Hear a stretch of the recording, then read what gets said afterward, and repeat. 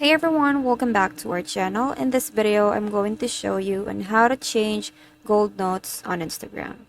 It's very quick and easy, so let's get started. So first thing you have to do is open Instagram and log into your account. Once you're here, tap on the message icon at the top right corner to see the notes. Please take note that this will only work if your Instagram is up to date. So make sure to update your app before doing this to make sure it will work. Now tap on the note to make a note. To enable gold note, type a message and include specific keywords or emojis.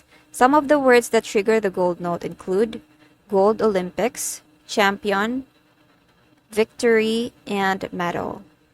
You can also use emojis like the gold medal and the goat.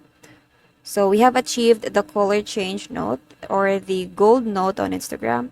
I hope you find this video helpful. Thanks for watching and I'll see you in the next one.